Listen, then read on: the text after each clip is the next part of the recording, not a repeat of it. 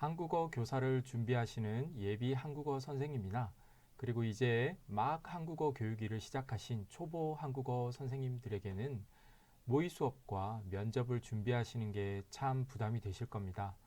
그래서 오늘은 한국어 예비 선생님, 초보 선생님들에게 조금이나마 도움이 되실 수 있는 모의 수업 준비 팁을 소개해 드리겠습니다. 첫 번째, 모의 수업용 문법을 잘 선정하세요. 모의 수업은 보통 문법 수업을 중심으로 진행하는 경우가 대부분입니다. 아니, 거의 전부라고 할 수 있죠. 문법이 언어 교육의 핵심이기도 하고 강사가 해당 언어와 언어 교수법에 대해서 얼마나 잘 알고 있는지를 가장 명확하게 보여줄 수 있는 것이 문법이기 때문이지요. 그래서 모의 수업을 준비하려면 우선 어떤 문법으로 교환을 써야 할지를 가장 먼저 정해야 합니다. 기관에 따라서 모의 수업을 진행할 문법을 미리 정해주는 곳도 있지만 또 자유주제로 진행하는 기관도 있습니다. 그런 경우에 초보 선생님이나 예비 선생님들 같이 한국어 수업 경력이 많이 없으신 분들에게는 어떤 문법으로 모의 수업을 구성할지 상당히 고민이 되실 겁니다. 우선 문법을 선정하실 때 가장 먼저 고려해야 할 것은 학습자 수준입니다. 수업 경험이 많이 없으신 경우에 기초반이나 고급 수업으로 교환을 짜시면 오히려 심사위원들에게 지적을 받을 빌미를 줄 수 있습니다. 그래서 아주 기초반일 경우 교사의 발화나 또 메타 언어를 학생들이 알아들을 수 있는 수준으로 말해야 하는데 수업 경험이 많이 없으시다면 이런 게 어려울 수 있습니다. 또 고급 수업은 교사 발화 수준에 대해서는 조금 덜 부담이 되지만 고급 문법의 미묘한 의미를 잘못 전달하게 되는 경우가 있으니 또 조심하셔야 합니다. 이런 점들을 고려했을 때 제가 추천하기로는 1급 후반에서 3급 초반 정도까지 문법을 하시는 게 가장 무난할 것 같습니다. 그 다음으로 고민할 것은 활동까지 잘 연계할 수 있는 문법을 고르시는 게 좋다는 겁니다. 과제 중심 교수법이라고 들어보셨죠? 하나의 문법을 설명하면 단순히 그것을 이해시키고 연습시키는 데 그치는 것이 아니라 그것을 얼마나 학습자들이 실제 생활에서 적절하고 유창하게 표현하게 하느냐까지 이어져야 하는데요. 그러려면 문법에 대한 설명과 연습 단계가 끝나고 목표 문법을 활용해서 유의미하고 재미있는 활동까지 이어져야 합니다. 실제 심사를 들어가 보면 문법 설명하고 연습 문제 푸는 데에 집중하셔서 활동까지는 미처 생각 못한 분들도 많더라고요. 그래서 이 부분 상당히 중요합니다. 그래서 어떤 문법을 할지 고민하실 때 아예 그 문법을 선정하는 단계에서부터 내가 어떤 활동을 할지까지 연계해서 한번 생각해 보세요. 예를 들어서 고10다의 경우에는 이번 방학 주말에 방학이나 주말에 뭘 하고 싶은지 계획을 만들어서 발표를 시킨다든지 또 아더쓰면 좋겠다 같은 경우에는 5년 후, 10년 후의 미래에 대해서 뭐 희망과 소망을 뭐 말해보기 시킨다든지 타임캡슐 뭐를 만들기 해보는 것도 재미있겠네요. 그리고 아어봤다, 은적이 있다 이런 어떤 특별한 경험에 대해서 말하는 문법 같은 경우에는 자기가 지금까지 살아오면서 해본 특별한 경험들을 한번 써보고 발표하기 시키는 것도 재밌을 것 같고요. 또 기전에 은 후에 같은 문법, 시간의 이제 선후 관계를 나타내는 문법은 뭐 하루 일과표를 그려보고 자기의 하루 일과에 대해서 또 상대방과 말해보기 이런 활동들을 할 수 있겠네요.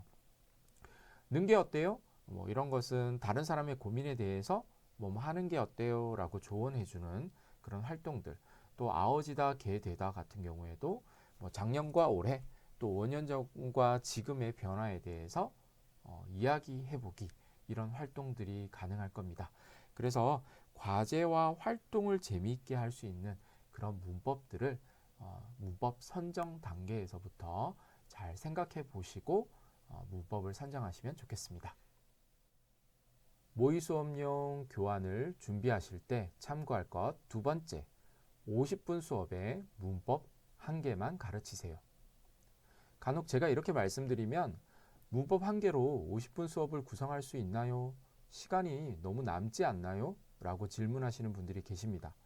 결론부터 말씀드리자면 충분히 가능합니다. 체계적인 수업을 구성하셨다면 한 개 문법으로도 충분합니다. 보통 문법을 가르치실 때에는 도입, 의미 설명, 조합, 연습, 활동으로 그 단계별로 수업을 구성하는데요. 이렇게 단계별로 체계적으로 짜임새 있게 구성된 수업이라면 문법 한 개로 보통 1시간이 가능합니다. 아니, 어떨 때는 2시간을 가르칠 때도 있습니다. 이렇게 가능한 이유는 대부분 간과하시는 것이 학생들이 연습을 하는 시간, 그러니까 연습 문제를 풀고 연습을 활동하는 시간들을 짧게 두시는 경우가 많은데요. 보통 어떤 연습 문제를 주고 연습을 할 때에도 짧게는 5분, 많게는 10분까지 소요될 때도 있죠. 그래서 이런 연습 문제를 시킬 때 또 의미 설명이 끝난 후에 한 번, 또 선행 단어와의 조합 설명이 끝난 후에 또 한 번, 그리고 학생들이 문법의 의미와 기능을 다 익힌 다음에 종합적인 연습이 또 한두 번 들어가면 좋습니다. 그리고 여기에다가 활동까지 하게 되면 50분 수업으로도 충분합니다. 50분 수업에 문법 한 개만 가르치세요. 단, 목표 문법 설명을 하면서 이전에 배웠던 비슷한 의미와 기능의 유사 문법이 있다면 비교하기 위해서 또 다른 문법을 수업 시간에 가지고 오는 것은 가능합니다. 그래도 어디까지나 목표 문법은 한 개인 것이 좋습니다. 그리고 교환을 검토하다 보면 간혹 교재에 문법 가르치고 보통 문법 뒤에 나오는 듣기, 읽기, 또 지문, 말하기 지문 이런 것까지 교환 내용에 포함시키시는 경우가 있어요. 또 말하기 대화문도 보여주세요. 그런 분들에게 물으면 그렇게 포함시키는 이유가 그 읽기 지문, 말하기 지문, 듣기 지문에 내가 가르친 목표 문법이 나오기 때문에 연습 차원에서 보여줘야 되는 거 아닌가라고 말씀하시기도 합니다. 그런데요, 이 모의 수업용 그 교환은 목표 문법을 중심으로 구성하는 것이 좋습니다. 듣기, 읽기, 쓰기, 말하기가 아니라 문법을 중심으로 수업을 구성하세요. 교재에 나오는 보통 듣기나 읽기 그 파트는 보통 듣기 하나만으로 한두 시간, 읽기 하나만으로 한두 시간 수업을 합니다. 그래서 문법 교환에 이런 듣기나 읽기, 말하기 같은 파트를 다 넣으실 경우에는 시간 배분을 잘 못하시는구나, 수업 경험이 없구나 라고 판단받기 쉽습니다. 그래서 50분 수업에는 문법 하나만 가지고 교환을 구성하시는 것이 좋습니다. 모의 수업용 교환을 준비하실 때 참고할 것 세 번째, 과제, 활동을 재미있게 구성하세요. 적절한 문법을 선정해서 이제 교환을 작성하게 되신다면 문법의 의미와 설명하는 것도 중요하지만 마지막에 과제나 활동을 얼마나 적절하고 재미있게 짜임새 있게 구성하는지도 중요합니다. 목표 문법과 연계된, 그러니까 그 목표 문법의 의미와 기능을 가장 적절하게 활용할 수 있는, 연습시킬 수 있는 그런 활동이 무엇인지 한번 생각해 보시면 좋겠습니다. 때로 어떤 분들은 목표 문법, 의미 설명 따로, 또 활동 따로 이렇게 연계성이 없이 활동을 구성하시는 분이 계세요. 그저 재밌게만 하려고 레크레이션처럼 이렇게 하시기도 하시는데 중요한 것은 레크레이션 수업이 아니라 목표 문법을 얼마나 실제 생활에서 잘 활용할 수 있게 하는지, 그것이 중요하기 때문에 목표 문법의 의미와 기능을 잘 훈련시킬 수 있고 연습시킬 수 있는 그런 활동을 구성하시는 것이 좋습니다. 그리고 두 번째, 단순히 발표만 시키시기보다는 짝 활동, 그룹 활동, 전체 활동, 또 말하기 활동, 쓰기 활동, 다양한 활동을 재미있게 구성하시는 것이 좋습니다. 그래서 여러 가지 학습자의 어떤 언어 기능을 총체적으로 이렇게 발달시키게 하는 그런 활동을 구성해 보시는 것이 좋습니다. 네 번째, 교환을 가독성 있게 쓰세요. 모의 수업을 할 때는 항상 교환을 같이 써서 내야 하죠. 교환의 단계별 구성에 대해서는 제 다른 영상을 참고하시고요. 여기서 가장 말씀드리고 싶은 것은 가독성 있게 교환을 작성해야 한다는 겁니다. 교환의 단계별 핵심 내용이 무엇인지, 그리고 교사와 학생의 발화는 무엇인지 잘 구분해서 쓰는 게 교환의 내용만큼이나 중요합니다.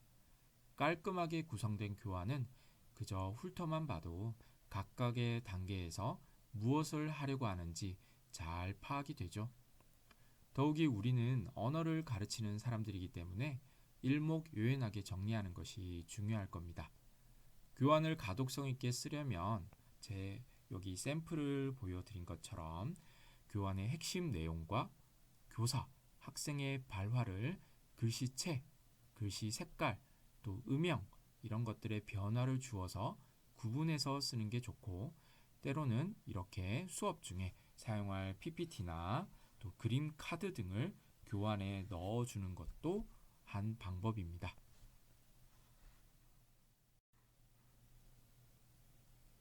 모의 수업용 교환을 준비할 때 참고할 것 5번째, 학습자의 국적을 확인하고 교환과 수업에 반영하세요. 이렇게 모의 수업을 준비하시는 이유가 어떤 기관의 채용을 위해서 지원하시기 위해서 준비하시는 것이라면 더더욱 이 부분을 확인하시는 것이 중요합니다. 해외 기관의 면접을 보시는 분들은 아마도 가르칠 학생들이 모두 동일 국적일 겁니다. 하지만 면접 보시는 곳이 국내라면 아마 여러분이 면접 보는 기관에 학습자들이 어떤 국적이 많은지 확인하시는 것이 좋을 겁니다. 왜냐고요? 교환에 학습자의 정보들이 들어가면 좋기 때문입니다. 그래서 만약에 여러분들이 지원하시는 기관에서 중국인 학습자들이 많다면 중국에서 흔한 이름, 또 흔한 음식들을 교환에 반영하셔서 그 교환의 예문이나 학생들 이름에 그 이름을 넣으시는 것이 좋습니다. 베트남 학생들이라면 투이시나 뚜안시 같은 이런 베트남에서 흔한 이름, 또 반미 분짜 같은 이런 음식 이름을 그 교환에 넣으시면 아무래도 심사자가 보시기에 저분이 중국 학습자를 위해서, 베트남 학습자를 위해서 수업을 해본 경험이 있거나 수업을 할 준비가 되어 있다라고 생각하실 겁니다. 어떻게 보면 이런 부분은 좀 디테일한 부분일 수도 있겠지만 그래도 내가 그만큼 치밀하게 수업을 준비했다는 것을 보여줄 수 있기 때문에 좋은 방법이라고 생각합니다. 6번째, 연습 문제와 활동지도 만들면 좋습니다. 교환을 쓰고 모의 수업을 계획하다 보면 때로는 연습 문제나 활동지를 만들 때가 있습니다. 모의 수업 때 그냥 연습책 몇 쪽을 푸세요 라고 하는 것보다는 연습 문제나 활동지를 직접 만들어서 학생들에게 나눠주는 게 조금 더 정성스럽게 보일 때가 있습니다. 면접 보는 기관에서 사용하는 교재에 연습 문제가 없다면 선생님들이 당연히 직접 만드셔야 하지만, 만약 연습책이 있다고 하더라도 그것을 그대로 복사해서 몇 쪽을 보세요 하기보다는 내가 직접 편집해서 만드는 게 좀 더 노력했다는 걸 어필할 수 있습니다. 보통 심사위원들이 3명에서 5명 정도 있을 수 있으니까 교환과 함께 연습 문제까지 출력해서 이렇게 투명 파일에 넣어서 한 3부에서 5부 정도 준비하시면 좋습니다. 모의 수업 장소에 도착하면 바로 인사를 드리고 심사위원들에게 얼른 이런 연습 문제나 유인물 교환들을 한꺼번에 같이 나눠 드린 다음에 모의 수업을 시작하면 됩니다. 간혹 기관에서 교환만 가져오라고 하는 곳도 있습니다. 또 내가 열심히 복사하고 만든 교환을 심사위원들에게 그런 유인물이나 교환을 잘 전달이 안 될 때도 있습니다. 하지만 전달이 되던 안 되던 남들보다 조금 더 서류 준비에 신경 쓰고 최선을 다하려고 하다 보면 그 과정에서 충분히 더 성장하시는 것도 있을 겁니다. 그래서 연습 문제와 활동지까지 만들고 준비하시는 것이 좋다고 저는 추천합니다. 모의 수업용 교환을 준비하실 때 참고할 것 7번째, 교실 환경을 꼭 확인하세요.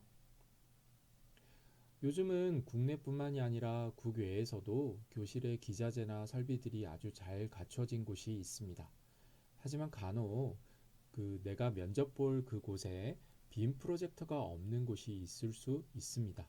그럴 경우에는 보통 면접을 보기 전에 기관에서 먼저 안내를 하기도 하지만 기관에서 상세한 안내가 없을 경우에는 빔 프로젝터를 이용해서 수업을 준비했다가 간혹 낭패를 보시는 경우가 있습니다. 그래서 빔 프로젝터가 있는지 또 사용할 수 있는지 또 칠판은 어떤 것인지 확인하는 것이 좋습니다. 만약 빔 프로젝터가 없다면 칠판을 쓰셔야 되는데 중요한 것은 칠판에 자석이 붙는지도 확인하시는 것이 좋습니다. 그래서 PPT나 그림카드, 자석을 적절하게 준비해 가시면 좋겠습니다. 특히 PPT를 못 쓸 경우가 있어요. 빔 프로젝트가 안 되는 경우에는 이렇게 그림카드나 자석, 요즘에 어디든지 쉽게 구할 수 있는 이런 자석들을 잘 활용하셔서 수업을 준비하시면 되고요. 단어카드나 이미지 같은 것들은 누리세종학당 홈페이지에 아주 잘 올려져 있으니까 그것을 잘 활용하시면 좋겠습니다. 이번에는 모의 수업을 할 때 참고할 것을 말씀드리겠습니다. 첫 번째, 혼자 쇼를 해야 됩니다. 혼자 쇼를 하라는 말이 무슨 말인지 모르시겠죠? 진짜 말 그대로 혼자 쇼를 하시는 겁니다. 심사위원으로 제가 면접을 들어가다 보면 어떤 분들은 심사위원들에게 자신이 가르칠 내용을 자꾸 설명하려고 하시는 분들이 계십니다. 간혹 자, 여기서부터는 제가 연습 문제를 할 건데요. 여기는 이 문법이 학생들에게 어려울 것 같아서 이렇게 하려고 합니다. 이런 설명들을 심사위원들한테 자꾸 하려고 합니다. 그런데 심사위원들은 선생님이 문법에 대한 지식을 얼마나 알고 있느냐 그것도 알고 싶지만 이 문법을 어떻게 가르치느냐 이걸 보고 싶은 분들이에요. 그래서 심사위원들은 선생님들의 문법 설명을 들으려고 온 게 아닙니다. 얼마나 잘 가르치는지를 보아야 되기 때문에 실제 설명을 하는 것이 아니라 실제 학생들이 앉아 있다고 생각하고 수업하는 것을 보여주셔야 돼요. 그런데 대부분의 기관에서 면접을 볼 때에는 학생들이 없는 경우가 대부분입니다. 그래서 심사위원들을 학생이라고 생각하거나 또는 가상의 학생이 앉아 있다라고 혼자 상상하시면서 수업을 하시는 것이 좋습니다. 절대 교환 내용을 설명하려 하지 말고 실제 수업을 하시는 것을 권합니다. 그러면 어떻게 실제 수업을 해야 하나요? 혼자 묻고 대답해야겠죠? 그래서 왕민 씨 어제 뭐 했어요? 아, 친구를 만났어요? 이렇게 혼자 묻고 혼자 답하면서 능숙하게 수업을 이끌어 가셔야 됩니다. 물론 때로는 그 심사위원 중에 전공자들이나 현직 강사들이 앉아 계시면 선생님들이 모의 수업할 때 질문할 경우에 대답을 하시는 경우도 있습니다. 그렇지만 대부분은 또 대답이나 리액션을 하지 않을 경우도 있어요. 그럴 때 당황하지 마시고 혼자 묻고 대답하는 것들을 연습해 가셔서 능숙하게 나는 이렇게 수업을 잘 할 수 있다. 이런 것들을 보여주시는 것이 좋습니다. 모의 수업 할 때 참고할 것 두 번째, 교사의 발화를 신경 쓰세요. 사실 이 내용이 가장 중요한 부분 중에 하나라고 할 수 있습니다. 학생들의 수준에 맞는 발화를 해야 하는데 체계적인 기관에서 가르친 경험이 없는 초보 또는 예비 선생님들이 이 부분을 가장 어려워하고 또 잘 못하는 부분이기도 합니다. 요즘에는 인터넷에도 많은 수업 자료들이 있고 또 누리세종학당 홈페이지에도 수업 영상들이 많이 나와 있으니까 내가 준비하는 수업의 수준에 맞는 발화가 어느 정도인지를 꼼꼼하게 확인해 보시는 것이 중요합니다. 수준에 맞는 발화를 하기 위해서는 기본적으로 발화 속도를 천천히 하셔야 하고 단문 위주로 수업하시고 또 수업 시간에 학생들이 배운 어휘와 문법 표현들을 확인하신 다음에 그런 배운 문법과 어휘 표현으로 말씀하시는 것이 좋습니다. 그렇게 말하다 보면 자칫 한국인이 보기에는 어색한 말이지만 한국어 수업 시간에는 학생들이 배운 어휘로만 말해야 되기 때문에 다소 어색해 보일 수 있는 이런 외국인 말씨로 하시는 것이 중요합니다. 사실 이 부분 때문에 심사위원 중에 전공자들이나 경력이 있으신 분들은 모의 수업하시는 분들의 말을 한 2, 3분만 들어도 그분이 어느 정도 능력이 되시는지 쉽게 가늠할 수 있습니다. 그러니까 수업 준비하실 때에는 교사 발화는 2번, 3번, 4번 꼼꼼하게 스스로 확인해 보시는 것이 중요합니다.